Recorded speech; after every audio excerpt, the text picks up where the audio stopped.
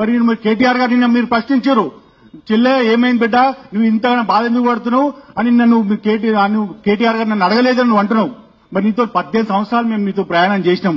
మమ్మల్ని మీ బిడ్డలు మీరు ఎప్పుడైనా మీరు ఎట్లా తింటున్నారు, ఎట్లుంటున్నారు, మీ వ్యవస్థ ఏంది, మీరు రాజకీయంగా ఆలోచన చేస్తున్నారు, డబ్బుల పరంగా ఏమైనా సంపాదించుకురా లేదా అనేది ఎప్పుడైనా మీరు మమ్మల్ని పిలిచి అడిగిన సందర్భం ఉందా అక్క? ఈ రోజు మీరు ఇంత వెల్ సెటిల్డ్ ఉన్నారు, 2 సార్లు ఎంపీ కంటెస్ట్ చేసిర్రు, 2 సార్లు ఎమ్మెల్సీ అయ్యారు.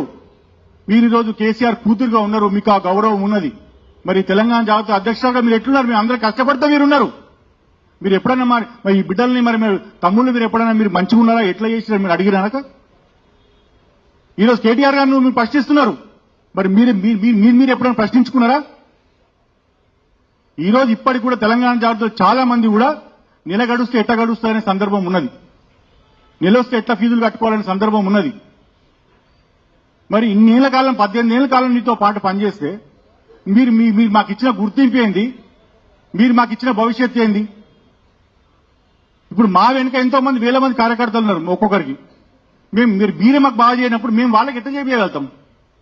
వాళ్ళు మమ్మల్ని ప్రశ్నిస్తున్నారు. ఈరోజు 10 ఏళ్ళ అధికారంలో ఉంటే మాకు ఏం చేయలేవని వాళ్ళు కూడా మమ్మల్ని ప్రశ్నిస్తున్నారు. మేము ఈరోజు మిమ్మల్ని ప్రశ్నిస్తున్నాము, మాకు మీరేం చేసేది అక్క అని అడుగుతున్నాం మిమ్మల్ని.